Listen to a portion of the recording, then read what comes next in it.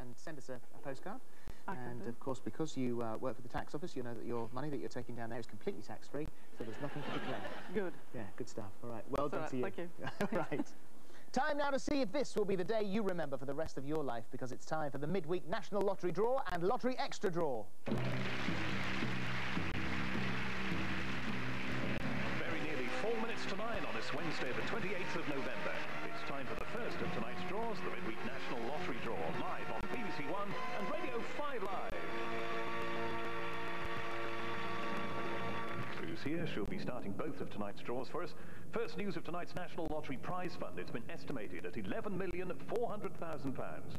And that should mean we have a midweek jackpot for you of around £3.5 million. Oh, go on then. Big John Willen, let's release those midweek balls.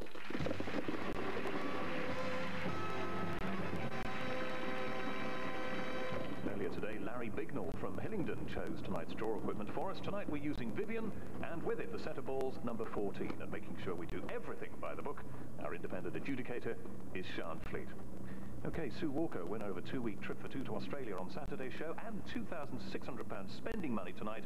Would you please press the blue button and start tonight's National Lottery Draw. 3 lucky ticket holders shared Saturday's £6.6 million jackpot. We had a couple of Thunderball jackpot winners too. First out tonight is number 8. Last joined us 3 Wednesdays back. That 170th time now is the main ball in the lottery. Here's the next one. 42, the highest jackpot amount to date, £42 million, shared by 3 ticket holders back in '96. Here's the next one. 32, drawn the Wednesday before last, that one, 87th appearance in the National Lottery. The 4th to be drawn tonight. It's number 45, last drawn some 8 weekends back, and the Wednesday before that, 98th lottery appearance for that one. Next, 31, completed the lineup for us 4 Saturdays back, and it's here again, 104th appearance, and the 6th one tonight. It's 22, also appeared all of 9 Saturdays back, that 184th lottery outing, and we need a bonus. Boy, do we need a bonus. Look, 20!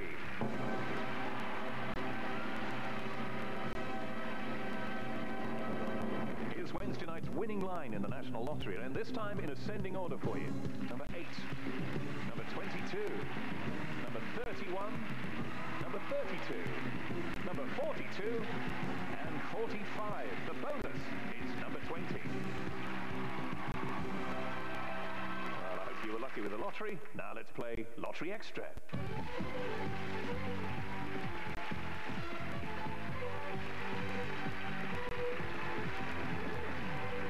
Okay, Draw Master John Willen, let's release those Lottery Extra balls. There they go. Now on Saturday, no winners of the Lottery Extra, so tonight a jackpot for you. Look at this, £2.3 million. And that's not bad. Okay, Sue, press the yellow button now if you would, and then we can start the Lottery Extra draw. Using Galahad and set of extra balls number 4, again chosen by Larry Bignell. And the first one out of the machine is 25. You're watching the midweek Lottery Extra Draw live from Wandsworth on the BBC. Next is 35. Lottery Extra. We play it for a jackpot only. Here's the 3rd number. Number 4. Jackpot grows, so if there's no winner tonight, we could well top the 3 million mark on Saturday's Jet Set. Number 8 is the next one. You need all 6 numbers to have a stake in that £2.3 million jackpot. Here's the 5th one. 44. If you got those 5, you need this last one as well. And here it is from the machine. Number 2.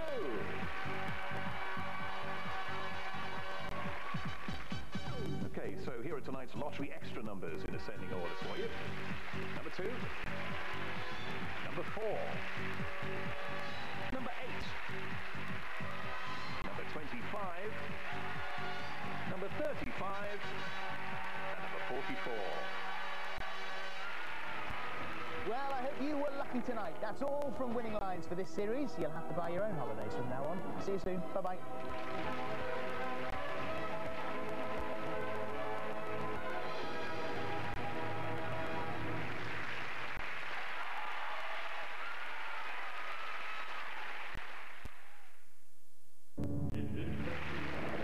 Walking with Beasts Interactive is available 24 hours a day, so you can start your adventure at any time. Go to the tech service via BBC i and see it your way, anytime, day or night.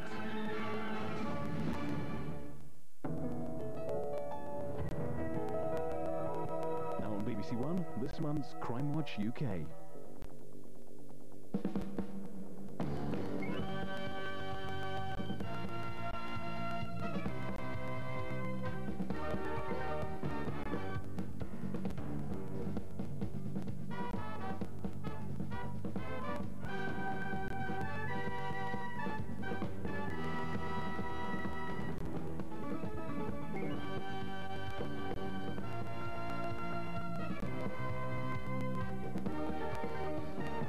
Tonight on Crimewatch, how a burglar almost ended the career of two professional footballers.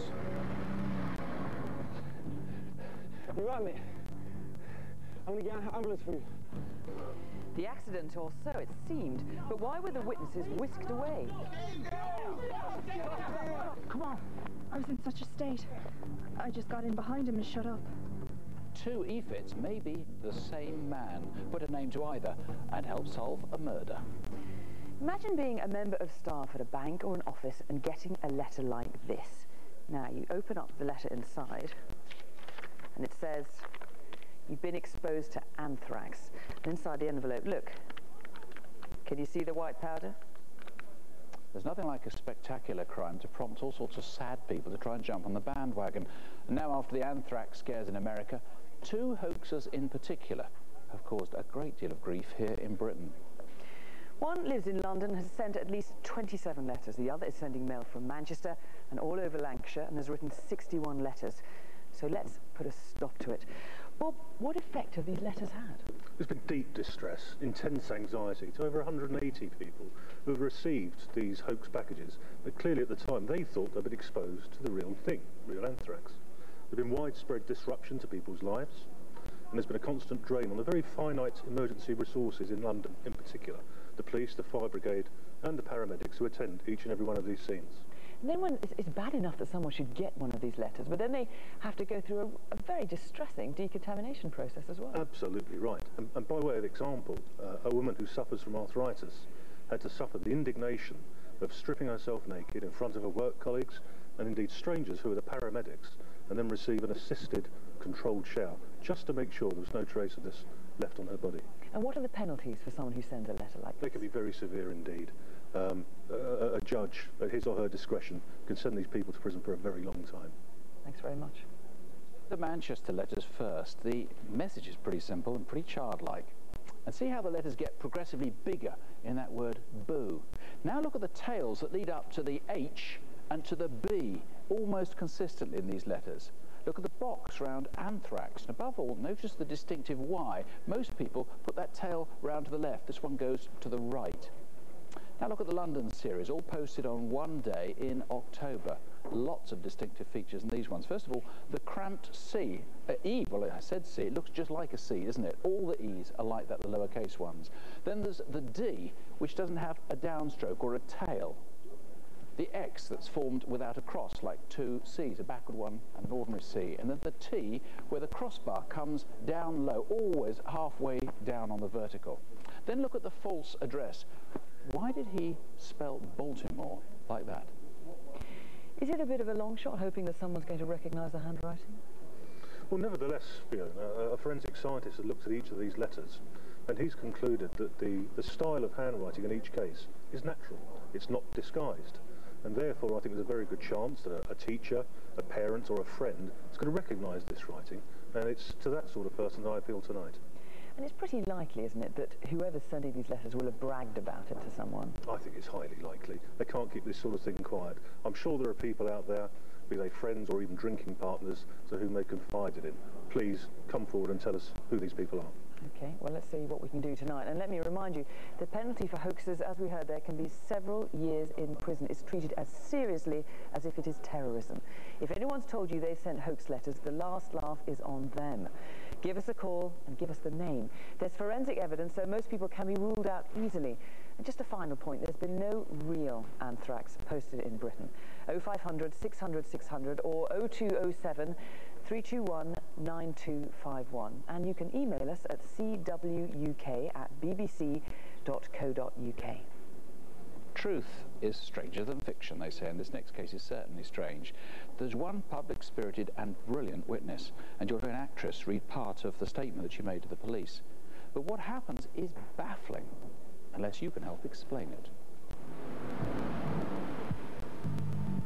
We start with the witness in the Fridge Bar in Brixton in South London late one Sunday night, way back in February. She'd met a group of men, one of whose names she thinks was Andy. I'd been drinking since 5 o'clock, and I was absolutely trolleyed. Everyone else was drunk as well. I don't think Andy was, because he'd been drinking Coca-Cola all night. I've got to go home, I'm tired. I've got my van here. I'll take you home. No, it's fine, I'll manage. It's not a problem. I've got my friends here, so I've got to take them back anyway. Are you sure? Yeah. Just down the road, Sinead Clark was walking home with her boyfriend Paul. They'd both been out with friends in a local pub. Oh, I've drunk too much. Yeah, so have I. Listen, I'm just going to go get some fans, okay? All right, I'll wait here. And hurry up, it's freezing.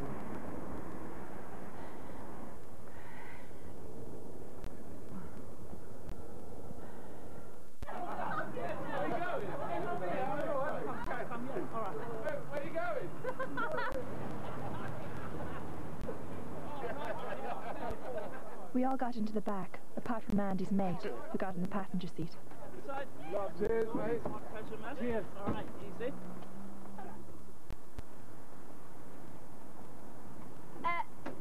This your car then? Yeah. Drive it for my job.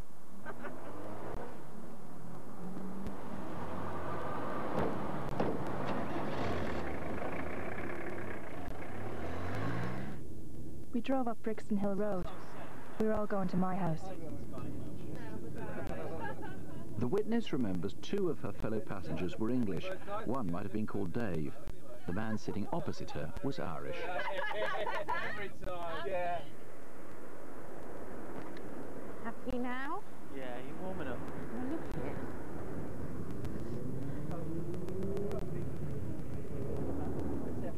And where did you come from?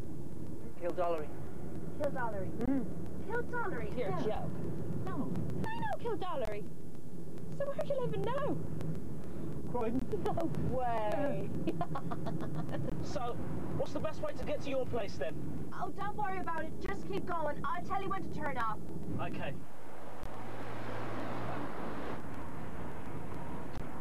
Come on, let's cross over here.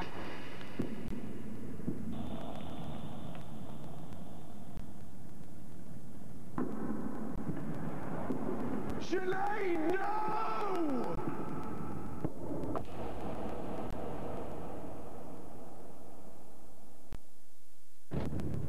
So as I was saying, you know, I was just trying to explain to this guy, you know, what's his problem, and just give me this story about that, you know, I've got no problem. I think we just hit someone. No, we didn't. No, we did. I think we hit someone. What's that? Hey! I saw that. I saw everything. Please don't tell anyone. Please don't tell anyone. Hey, get in here! Get in here! Come in here! Come on, man. Come on! Hey, go! Go! Get in here! Come on! Get in here! I'm going. No. Hang on, please, hang on. Go! Come on! I was in such a state. I just got in behind him and shut up. There was something sinister about him. I don't know why. It's just a feeling I have. Who was the driver of the blue Renault? Why did he behave the way he did? Was he a friend of the other driver? Sinead, come on, please, baby. Please. Help me. Will somebody help me? Somebody, please. Help me. Come on, please, hurry up. She's been run over, please. Sinead, come on, baby. All the days that we were in the hospital, sitting by her bed, falling asleep with my head on her bed, waking up a few hours later, or in my head all the time. And I'm glad we had that time, really glad I had that time with her. Because we were all saying goodbye in our own way. I went to the police the next day. I've only just found out the person died. gone down the hill, towards Brixton. Yeah, I don't know, I can't remember. Did you get a registration number at all? I didn't see, it was just... I miss seeing her and seeing her smile, and holding her, and talking to her. It's very difficult. Well, this is the driver of that white Renault van. He was dark-skinned with a chunky build. He was in his 30s, we think, with a London accent, about 5'10". Back in February, he had shaved his head. Liz, you've got this really courageous witness. So you've got quite a lot of stuff. You haven't got the other people in the van to come forward. What on earth do you think all that was about, this I don't know. moving cars? It could be that he had no insurance, that the driver of the white van. We don't know why the blue car pulled up next to the white van and took all the passengers out. All we know is his family. The family is distraught. Sinead's mother is heartbroken. But you think this was an accident? And you think Andy, I mean, you don't think he was drunk or he wasn't on drugs or anything like that? To say that he was drunk or had been taking drugs or had been driving badly. But we need him to come forward. He failed to stop after an accident. We'd like to say that from all the accounts we have from the witness, he seems quite a nice bloke. A nice bloke? Yes, a nice bloke. It's not a major crime. We need him to come and talk to us, to assuage the family's grief. They need to know why she died, how she died, how it happened. And I would really like to talk to the driver, the witnesses who were in the van, anyone who knows anything about the accident, and also any cab drivers who might have taken a girl and an Irish man back home, Tooting and Croydon, later on that night from the Brixton area. Okay, this is Sunday night, actually. We're doing early Monday morning and back in late February. That's You've brought bits of a vehicle from a Renault van here, including this headlamp. What's the significance of this? Presumably something like this got broken during the accident. That got broken, the glass was left at the scene, so we've identified the type of van that was used. It was either R-Reg or P-Reg. We'd like to know anyone who repaired a bumper and a light in the following week after the accident, anywhere in London, really. Or a factor or garage that remembers supplying these things that people did themselves. Okay, well, if you can help in any way, I don't think we've ever had a police officer on Crimewatch say of someone they're looking for that we think he's a nice bloke.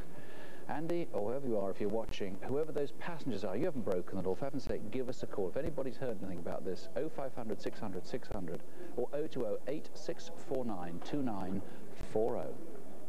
Now, a case that's just sad on two counts. First, what it's meant to the victims, but also because a bully may have coerced someone with Down syndrome into taking part in a burglary. In fact, the two robbers make an unusual pair, one with Down syndrome and the other with a withered hand. Hello?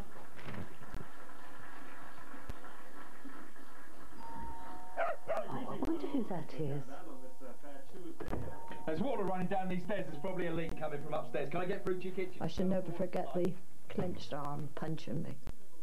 I just thought it was so urgent a matter, he had to get in and turn the water off. And at that point you think, water, floods, and I just let him in. Well, I didn't have much choice. He got in. Where's the kitchen? What's over there? Turn the tap on, let it run for 5 minutes. Now get any saucepans you got, fill them all with water. He was beginning to frighten me by this time. He just stood behind me, watching me all the time, telling me to hurry up and get a move on. And that one. As many as you can. Then I realised, when he kept pushing me, that it was somebody that shouldn't have been in the house. I have told you! Leave that tap running! What's wrong with you? What did I tell you? Normally speaking, I would have flown at them. Fist flying. I felt bad because I couldn't do these things now. Come on, fill them up quicker! What else you got here? Fill that one up too. Come on, and that. Empty that and leave it running! Leave it running! What the hell's going on? What are you doing in our bedroom? Come on, we gotta go! We gotta go! Come on. Among the jewellery they took was a gold retirement watch engraved Joan Bennett, 25 years service. I love my jewellery, and I always wore it. And it was jewellery with so many happy memories, especially my mother's cameos. Half an hour later, on the outskirts of Banstead, a man barged into the home of an elderly woman and made off with her purse. This intruder was on his own. but he kept his hands covered. We haven't got much of our lives left, and what's the good of letting something like that wreck our last few years? Who do you know in the southeast of England with a withered hand who looks like this? And this is an impression of his accomplice, but it doesn't take account of his Down syndrome features. Who are they? 0500 600 600 or 01306 874011. Or you can call Crime Stoppers anonymously if you want on 0800 555 111. Down syndrome offenders are so rare that they haven't yet got round to e-fit computer images, but now a little bit of computer magic.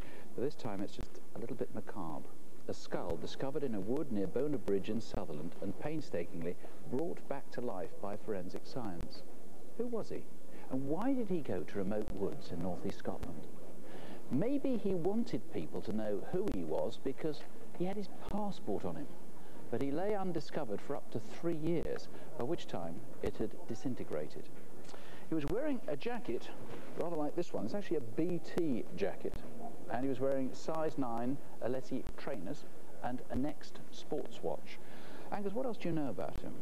We believe he was in his early 20s, possibly between 20 and 25 years of age. He was medium to slim build. We know from clothing that he was a 32-inch waist, and we also know that he wore size 9 shoes. He had some old injuries, notably a healed rib injury on his right side and also an injury to his right knee. How did he get those, do you know? We don't know, but it's possible he was at one time active in contact sports.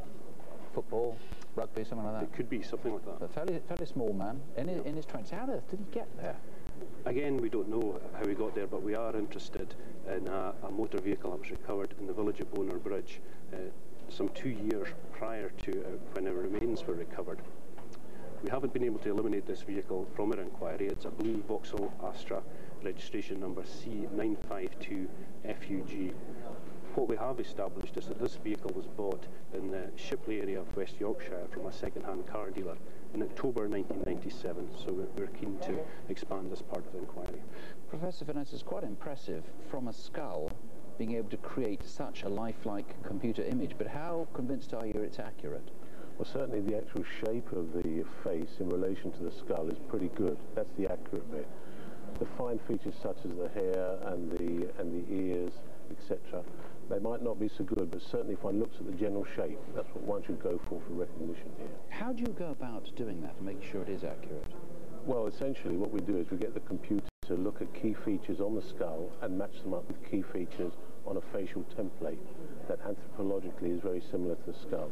The skull puts the two together and that warps and moulds over the skull, and so that should give us a fairly accurate form of the face. Well, we don't know how he got there, why he was there, but there's obviously a tragic background to this. If you know anyone like this who you haven't seen since maybe 96, 97, 98, somewhere around then, give us a call. 0500 600 600 or 0800 587 2095.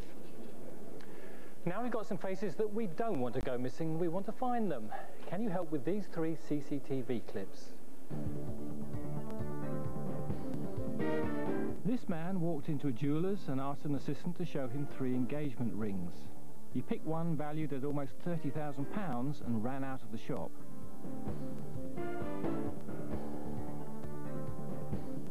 Who were these 3 caught on camera in the home of an 80-year-old woman? This was the 3rd time she'd been burgled in the last year, and her insurance company are now putting up a large reward.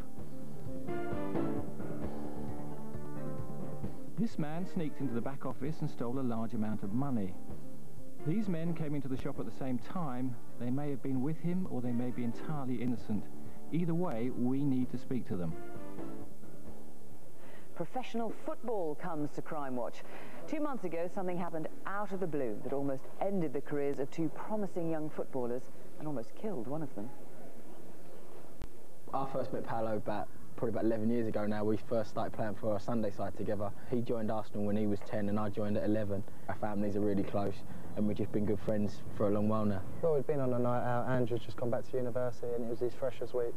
So we'd had a really good night out. We'd all enjoyed ourselves. We've come back to the house. Your front door's open, yeah? You what? Well, obviously you don't really know what to think. My mum, my dad and my sister are upstairs sleeping, so all sorts of things went through my mind at the time.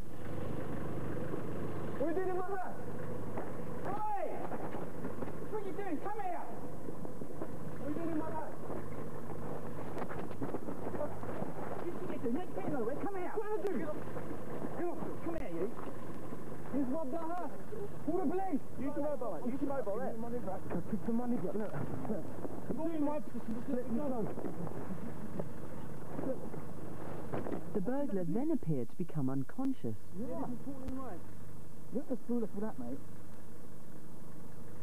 You have to fool me. Yeah. Hello. I didn't know Andrew had been stabbed at this time, so I've gone after him again. The cab driver followed the attacker and actually knocked him down.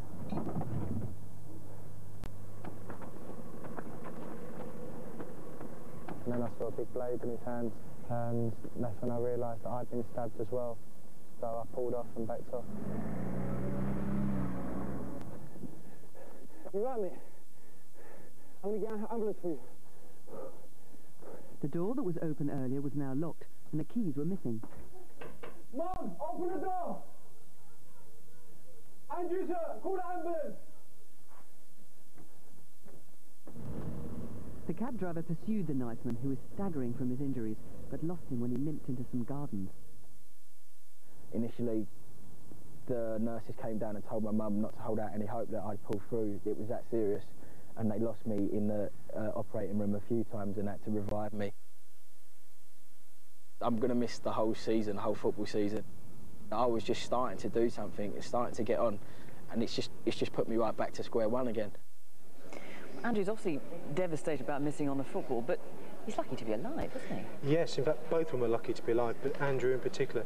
The film you showed didn't really portray how serious the injuries were. He in fact lost 7 pints of blood, and if it hadn't been for the urgent medical attention received, he would have died. He actually had part of his collarbone and his sternum removed so they could get to treat him that quickly. As I said, he's a very lucky man. And what about the man with the knife? What do you know about him? Well, he's described as mid-20s, very thin, gaunt face, possibly blue eyes, but he's of a white or mixed race complexion. Possibly has a goatee beard and has a London accent, we believe, from either the Hackney, Islington area. And what about the cab driver? He was very brave. He followed the man with a knife, knocked him down, in fact, and would have caused serious injuries. Yes, that's a point that we're asking for, is that we know that the suspect would have had some of facial injury and also some injuries to his body and would have needed some form of medical treatment. And certainly his friends would have noticed it the day after that maybe he'd been in some sort of fight.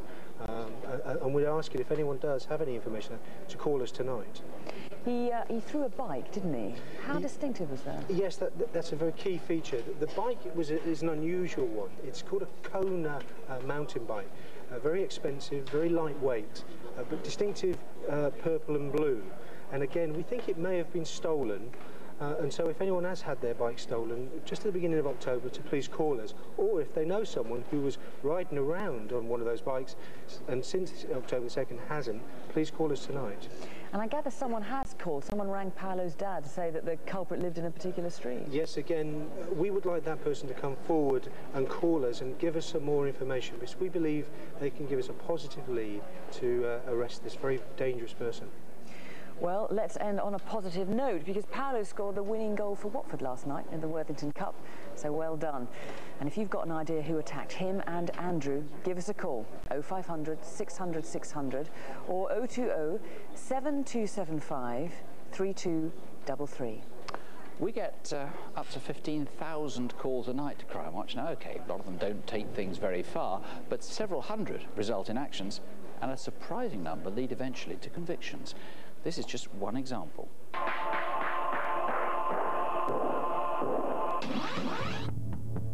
We showed this CCTV in February last year, an armed robbery in Torquay in Devon. A detective in Hertfordshire recognised the man as John Benedict Simpson, who was also wanted for other armed robberies. With the heat on, he was found near Edinburgh, and in July this year was sentenced to life imprisonment. This This next series of CCTV clips runs a bit like a whodunit with the last page missing. But are we watching real clues or red herrings? The scene is the Time nightclub in High Wycombe, Buckinghamshire. It's Monday the 15th of October at 12:15 a.m. Two men enter the club.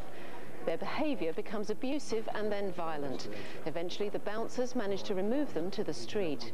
Later, the manager and his assistant were attacked in their car by two men with petrol bombs. They were lucky to escape unhurt, and they were both severely shocked. Were these two involved? Call us 01494 686 145. And the National Crime Squad has asked for our help to find these two. These pictures were taken during a surveillance operation. It resulted in convictions for serious drug offences. But there's a suspicion these two may have been involved. Were they? Who are they? 0500 600 600 or 0800 0855 939. Coming up, a little boy knocked down by a car. But if any of the passengers call us tonight to name the driver, police promise they'll go free. And the two E-Fits, both with blue Ford Sierras near the scene of a killing. Coincidence or the same man? Now, I'll be disappointed if we don't solve the next one in the next few minutes. There are simply so many clues that if you've ever met the culprit, you'll know exactly who we're after. And in fact, you may well know the place it happened to. It's near Duxford in Cambridgeshire. And it was on the weekend of the air show there in July. The man we're after is wanted for the rape of a girl aged 13. An actress plays her part, but this is how she says it happened. Yeah, pick one up when we get there. Okay then. See you later. Yeah, really yeah, see you later. See you later. Bye.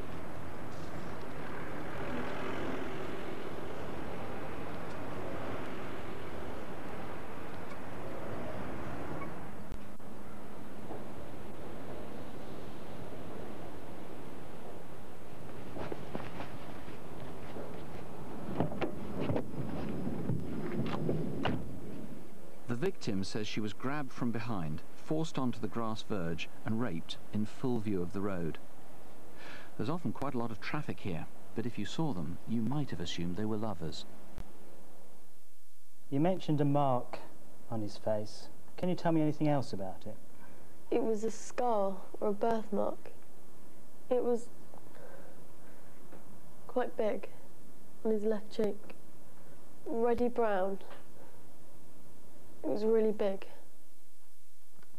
That E-Fit was circulated locally and posted to people who'd stayed at the caravan site in Cherry Hinton. It prompted an important call. Is that the police? She's certain she saw the man at the caravan site 2 hours after the attack. He appeared to be waiting for someone. Lovely.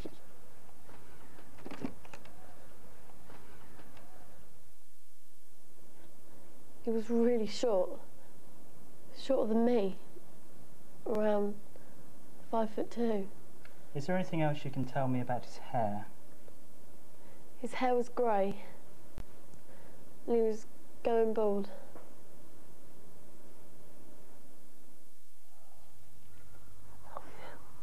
What are you doing then? Oh, come on. Oh, I'm sorry. Oh, thank you. It's fine, you do get away from you, don't you? Oh. Is it your first time in Cherry Hinton? Yes, we just drove up this morning from Eastbourne. I know Eastbourne very well. Yeah, my wife did her teacher training there. It's lovely round here, though, isn't it? It's brilliant. They love it. They really do love it. Love Jack Russells. They're great dogs. I remember he was smoking a cigar when he smiled at me. His lips were thin and small. So thin and small like on the picture. He's short, maybe 5'2" to 5'4", stocky build, grey hair going bald with a scar or birthmark, and a white van. Who is he? 0500 600 600 or 01 223 358 966. About a year ago, a 9-year-old boy was coming home from playing football when he was knocked down by a stolen car. Ross Doyle was killed instantly. Tonight, we hope to find his killer. There were definitely passengers seen running away from the car. It was dumped and found. In a very unusual move, those passengers have been granted immunity from prosecution. That means they would walk free if, and only if, they come forward and say what happened. This is Ross's mum, Cheryl. Cheryl, what exactly happened? He was on his way home from football on that Wednesday evening, sorry, when he got knocked over and killed instantly. And how did you find out about it? His dad and his brother actually went looking for him because it was late for him to come home anyway. And I phoned the police to sort of report him as sort of missing. And then they came round and told us what had happened. Well, Cher, it's very brave of you to come in and tell us about it. Dermot, the car was dumped and the driver and passenger or passengers were seen running away from the car. What do we know about them? Well, they were seen to be running away from the car, which they abandoned, leaving Ross on the road, and they ran across nearby playing fields. Now, you're saying that the passengers are going to be granted immunity from prosecution. Let's just be clear about that. If I was a passenger, I walked into a police station and said, I was in that car, I know who the driver was, what would happen to me? Well, we wouldn't prosecute you for any offences in that car that night. We'd want you to make a statement so that we could identify the driver and put the driver in court, because we believe he's the person responsible for killing Ross. But effectively, the passenger who names that driver is going to walk free. Yes, that's correct. Cher, are you happy about that? I wouldn't say happy, but anything really is just as long as someone comes forward and, you know, names that person that was driving the car. And how much of a difference is that going to make to you? Nothing will ever bring him back, but at least we could sort of maybe move forward a little bit. Well, let's see what we can do to help tonight. There's a £10,000 reward. We know the answer to this lies on the Blackbird Leys estate in Oxford. We know people have been talking about it. What we need is one of them to have the courage and the integrity to phone in, not anonymously, but to give their names. Or the passengers to avoid jail themselves by calling in. It's 0500 600 600 or 01865 266 366. The murder of street prostitutes is always difficult for Crimewatch, partly because some of the best witnesses are clients who are too embarrassed to come forward, but partly maybe because there's not always as much sympathy as there should be for the victims. Yet take a look at this. It's as great a tragedy as you can imagine. Michaela is the girl on the left. Michaela were close to her sister because they were like twins, wore the same clothes. They just spent most of their time together. We've got loads of photographs when they were all young. Until they get to about 16 and they don't want to be photographed. She left school, she worked. Then she met her boyfriend, only boyfriend she ever had. She was a good mother. And he's a good little boy. They were always together, always together. We found out about 2 years ago that she was taking heroin. What Michaela's parents didn't know was that recently she'd started working to feed her habit in Sheffield's red light district. It's known as the Bead. Well, there's normally around about 15 or 20 girls at any one time that work around this area. A lot of it is drugs. Everybody has their own reasons, really, don't they? Bonfire night in Sheffield, Monday the 5th of November. Around 7 p.m, instead of going to a firework party, a man was cruising the beat, drawing attention to himself. He was driving around for about an hour. Shortly before 8 p.m, he approached Michaela for business, and she got into his blue Sierra. Here they are driving up to the wasteland next to the IMO car wash and Spitalfields, a place where girls on the beat often take their customers. The car was parked just out of vision of the CCTV, but we know from the camera they were there for 13 minutes. By the time he drove off, she'd been stabbed 19 times in the back and neck. Soon afterwards, another girl was bringing a customer up to the wasteland. Are you sure? Oh, well, as long as it's going to be okay.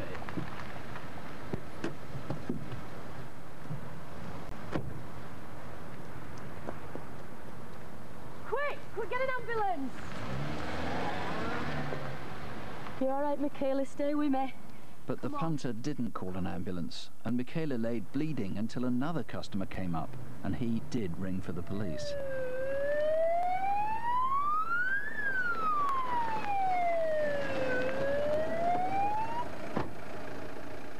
I took my coat off, covered her over. It was a chilly night.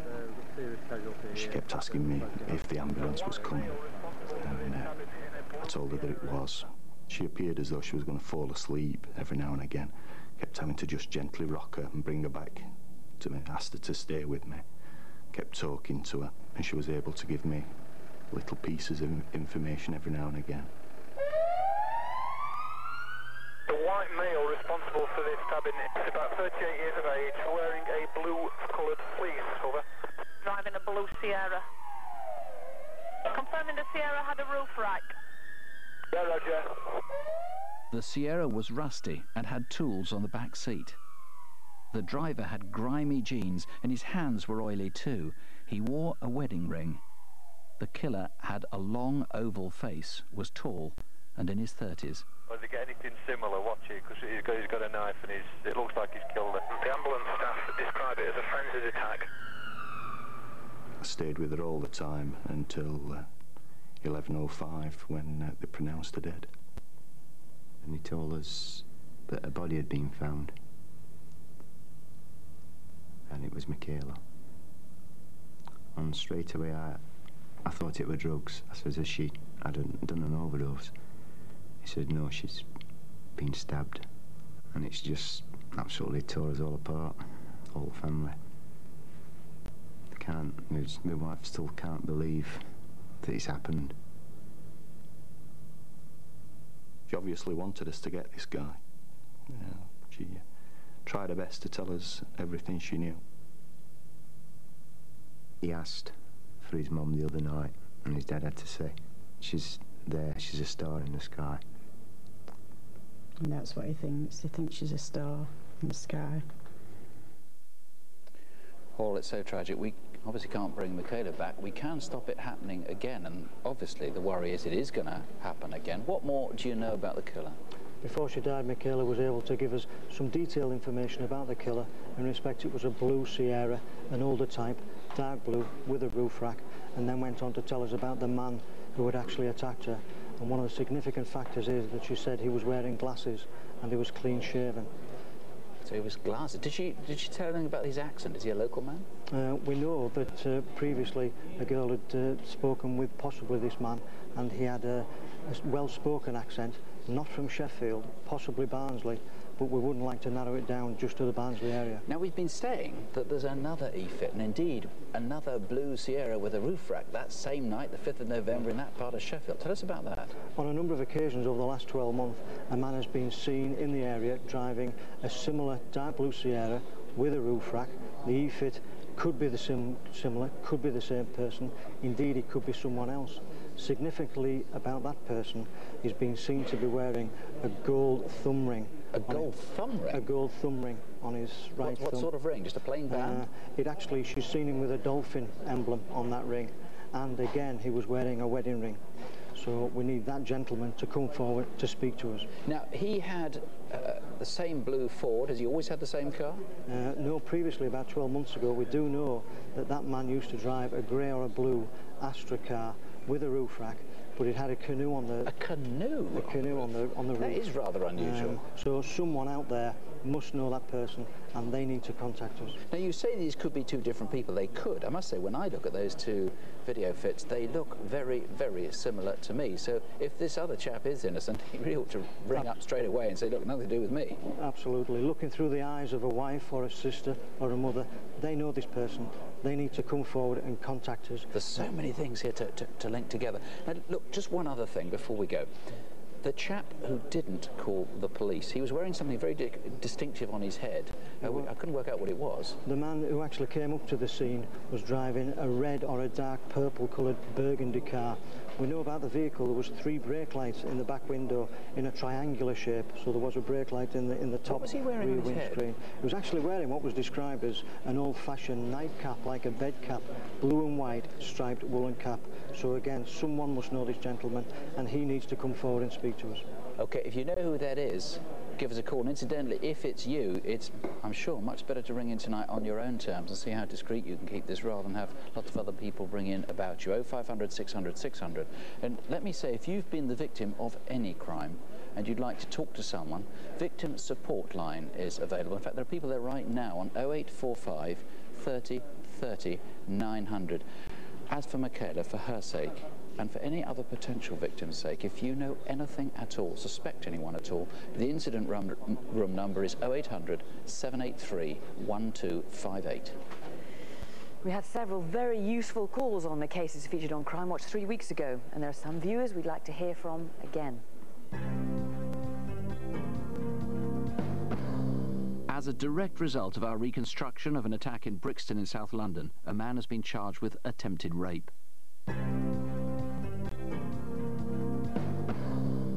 William Gleaves was one of the faces featured on the last programme. He was arrested within 2 hours of the appeal and has been charged with rape.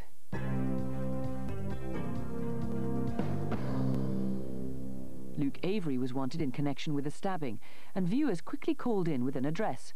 But Luke had seen himself on Crimewatch and moved on. Where is he now? Over 50 callers rang in on the murder 8 years ago of Kwame Danzo. He was shot at his home in Clapham in South London. PC Pat Dunn, who was dealing with a routine inquiry, heard the shots and ran into the street. 750, shots fired. He too was shot and killed. Detectives are excited by 4 calls in particular. 2 independently gave the same name, but didn't leave their own. Detectives just want to speak to those 2 callers, no strings attached.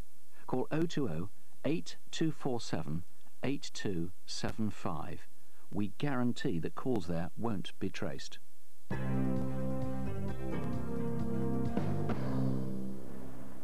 An interesting name also came in twice for the burglary in Hampstead in North London, in which a nanny was threatened with a knife. The burglars waited for the baby's mother to return before tying her up and making off with jewellery. One of those callers promised to call back, so here's the number for the incident room: 020 8733 6113. Detectives are waiting now. Jonathan Gurney is emerging from a coma after being attacked in the street in Balham in South London in September. Though not as a result of Crimewatch, a man has been arrested and charged with serious assault. Kenneth Pearce was badly injured when he and a friend were attacked in Wolverhampton. His friend died and someone's been charged, but Kenneth is needed as a witness at the trial. 70 viewers called in and detectives are now sure he's in Dublin. But where? If you've seen him, call 0500 600 600. Well, just look at this lot. We've had loads of calls, about 60 so far on the anthrax case. If you remember, that's the case where letters are being sent to people saying they contain anthrax. In fact, they just contain harmless white powder. To be honest, there are a lot of armchair detectives out there amongst you. We've had lots of suggestions, so thank you for those, but not a lot of hard information which we need. We've had 4 names. Remember the handwriting. See if you remember anything about that. The very distinctive E's that look like C's, the distinctive T's and D's. We want information on that. Keep the calls coming on this and all the other cases tonight. There are numbers on CFAX on page 621. And coming up, the extraordinary syringe attack on a little boy. Why? And if you recognise where this is, you could help solve a rape. Next, a stolen car recovered in Warwick with false number plates. It's a VW Golf that's at the centre of a big multi-force inquiry. 62, was that go ahead of him? Hello, Hello, 62, thank you, 846. A mile away, and 2 weeks earlier, a man working on his car in a quiet street noticed the Golf pull up.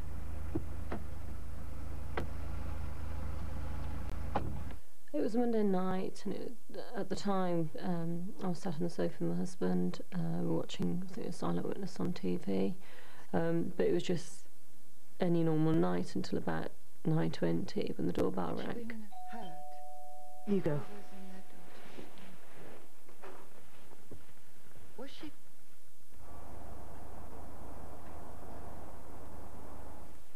Who is it? Don't know.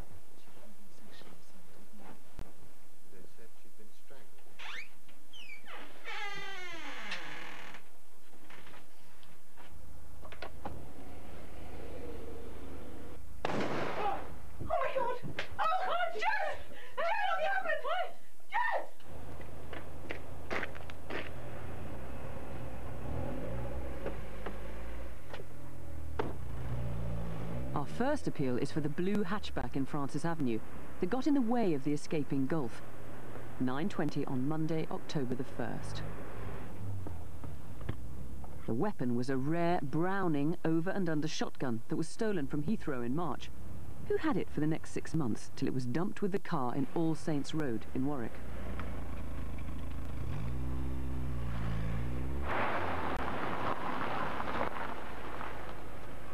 I felt a very sharp pain, and I could feel that there was like blood gushing out, but I was just kind of like clinging on for life as much as I could.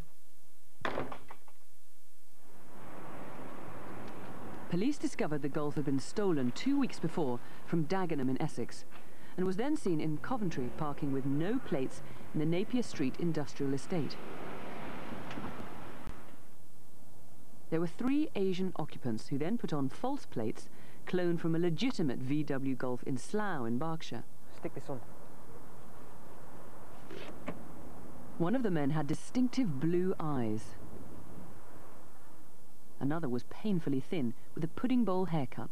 Every time the doorbell goes, I'm thinking twice about who's there. Just being a lot more cautious, even though in my mind I've tried to be strong and trying to get over it as best I can. The gun stolen from Heathrow, the car from Essex, and then the connection between Warwick, Coventry and Slough. The police have an idea what the motive could be, and there are already some suspects. What have you heard? There's a £5,000 reward put up by the family.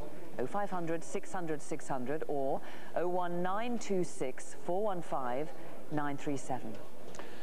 As we all know, it takes all sorts to make a world. In Fremantle in Southampton, it took one junkie to cause heartbreak.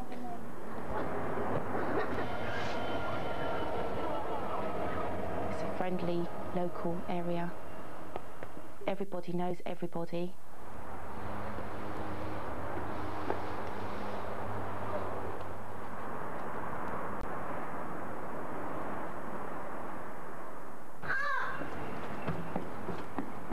The next thing I know, my son and daughter, they came in the kitchen through the back door and told me that somebody had stabbed my son with a needle in his arm. Until test results are back, it's still not known if the needle passed on HIV or hepatitis. What we do know is the man is in his late 20s, unkempt, with a hooped earring, and he has an awkward run in which he kicks his legs out sideways. This might be him near Millbrook Road East. This man has left total destruction. He's walked away and left just total heartbreak. Well, you can imagine the anxiety. In fact, it takes about 3 months for the antibodies for HIV to show up on a test. If you think you know who the man is, give us a call, 0500 600 600 or 023 80 674 337. The National Crime Squad needs to find this man, Martin Hunt, as part of a major drugs operation. He was last known to be living in Sandy in Bedfordshire. And where's Jaswinder Singh? We need to speak to him about a serious fraud carried out earlier this year. Mr. Singh might know something about it. And don't buy a JCB off this man. John Walker is suspected of selling a machine which didn't belong to him and is now disappeared. He also uses the name John Vahi and was last seen in Gloucestershire. And the last of my 4 faces, Michael Gwilliam. West Midlands Police would like to speak to him about the murder of a man shot outside a pub in Willenhall. He's usually known as Mick or Mickey and may have grown a goatee beard or even cut his hair off. If you see him, don't approach him, but call us now. You may think that fraud is a non-violent crime and therefore not serious, but often its effects are devastating. Melville Wilms worked as a live-in carer for a severely disabled man. Between September 2000 and April this year, Mr. Allen's bank account was systematically cleaned out of £11,000, leaving him with nothing. He later died after suffering a severe bout of depression. Melville Wilms returned to his native South Africa in April but reappeared in London this August. Have you you seen him? Next, be careful if this man offers you a cheque. Wahid Butt is wanted in Cardiff in connection with dozens of cheque frauds totalling £89,000. And Stephen Herford has already pleaded guilty to fraud to buy high-performance cars. The total cost, a cool £1 million. But he didn't turn up for his sentence. Where is he? And Richard Appiah also didn't fancy court. He too was up for fraud. He was arrested while working as a hotel receptionist in North London. Maybe he now has a similar job elsewhere. 0500 600 600. Now take a look at this map. It's roughly drawn from memory, but it could lead to a rapist. Do you need a cab? Can you take me to Battersea via Cash Point? Battersea? Yes, that will be about a tenner. Okay.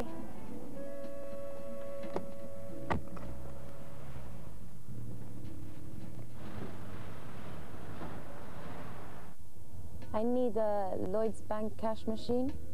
Okay, there is one in Notting Hill. I can take you there.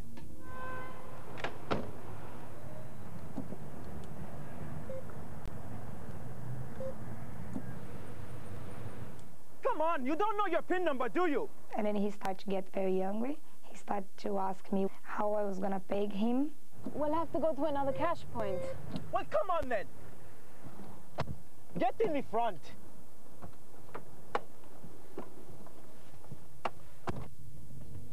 I know you're not going to pay me, you know. I know you're not going She to knows they went towards High Street, Kensington, but then she became disorientated. They drove down a narrow road into a large single garage and parked so close to the wall she couldn't get out. Trapped inside, she was raped. He was dark-skinned, late 20s or early 30s, with an oval face, high forehead, softly spoken, possibly African. When am I going to get my money? Even after the rape, he insists on his £10 for the fare. Take me to Victoria. There's a cash machine there.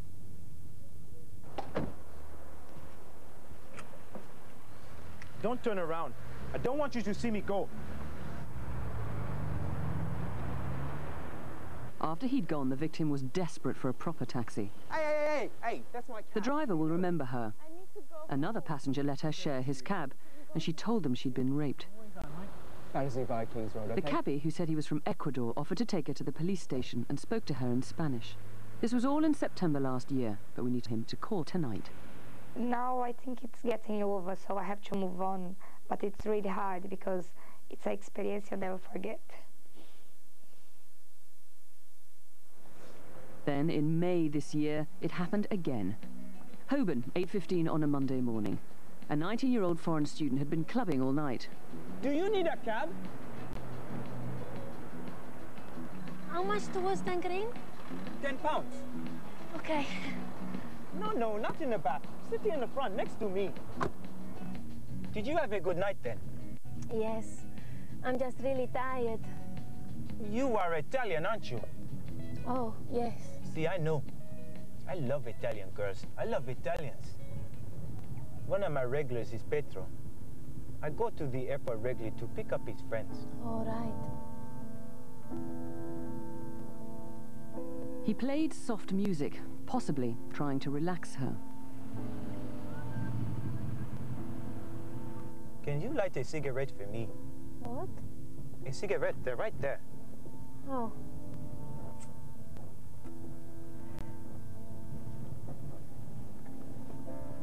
Thank you.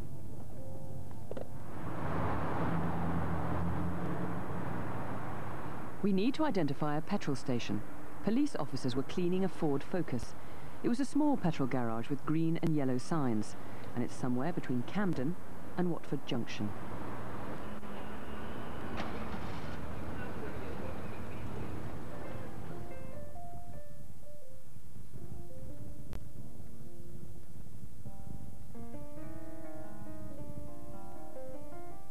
Where are we going? Where are you taking me? I just want to see the horse exercise area. Please, take me home. The victim drew this from memory. A small turn-off with a dead-end road sign and a lane that divides. The car turned right downhill to a horse exercise area. Then back uphill and up the narrow left-hand fork, which took them past a white house leading to a dead end, where she was raped. Where is this? And how does this man know that secluded place? He's dark-skinned, 5'10", late 20s, early 30s, with an oval face, high forehead, and probably an African accent. David, you believe it's the same man. What do you know about him? This man can speak Italian. He possibly has a French accent. He used to work for a minicab company last year in the Camden area, but since moved on. And then there's this strange thing that at the end of this, he then asks for the fare, almost as if these rapes haven't happened. Absolutely bizarre. We don't know whether he's short of money, but I've never known it after a rape to ask the victim for money. So that's something that possibly, if anyone else has been attacked by him, that's something they may recognise. What about the garage that we saw in the second rape? It's a distinctive green and yellow garage, possibly a BP garage, I suppose. It has 2 pumps. It could prove crucial, couldn't it? That's right. We're hoping that someone will recognise this garage. We're hoping to get CCTV evidence, and also possibly he may have used a credit card because he bought some cigarettes and petrol on that particular station. So any information about the garage could be absolutely vital to this. And the map is only roughly drawn and it's from memory, but that's important too, isn't it? Yes, we don't know where this place is. From what the victim has said, it's within the riding school or stables, and there's 2 courtyards, and there's also a white house close by. We need to trace where that is. And the man's dangerous, obviously, and you believe he's getting more dangerous? That's right. The first crime he threatened a woman. The second crime he actually punched her in the face and slapped her around the face. I believe that the crimes are escalating. He may have committed other crimes. He's dangerous and he must be caught. Now, it's particularly important that he's caught before Christmas, because that's a lot of time that's a time when a lot of people will be using mini cabs, and he's a very dangerous man, as you say. That's right. There's a frightening statistic that 1 in 12 of all stranger rapes in London involve mini cabs. And I'd like to say to the public, be very wary of getting unlicensed cabs. Make sure you pre-book them and at least get somebody to travel with you. OK, well, as you heard there, he's a dangerous man. He needs to be caught. 0500 600 600 or 020 8733 3744. The greatest number of calls that we've had by a long chalk is on the anthrax hoax letters. Now, as Fiona was saying earlier, a lot of those are people trying to be armchair detectives, but we had some very, very interesting information, particularly on the series that came from Manchester. So interesting that I suspect that's going to lead somewhere fairly quickly. Much less, I'm afraid, on the sequence of letters that came from London. On the Michaela Haigh murder in Sheffield. Now, one's got to be very cautious about getting too optimistic about a quick arrest on that, but we've had 2 calls in particular, one of them here, which frankly looks very, very promising indeed. Please, if you know anything more about that, know anything about the cards. We've got a lot of calls on that Ford Sierra. The marked face rapist in Duxford in Cambridgeshire. We've got 5 names given, 2 the same. We've also got 2 people naming the same man. That's the chap with the withered hand in that series of aggravated burglaries in Surrey. That was the chap with the going along with the Down syndrome boy as well. On the nightclub petrol bomber, we've got 1 name that looks interesting on that. And on the road traffic accident in Brixton, I've got some intriguing figures that I've just got from the intelligence unit of the Met that suggests over 200 rapes a year are from unlicensed taxis in London. We'll have more news with Crimewatch update in 35 minutes. Meanwhile, if you're having an early night, as we always say, don't have nightmares, please sleep well. Good night. Good night.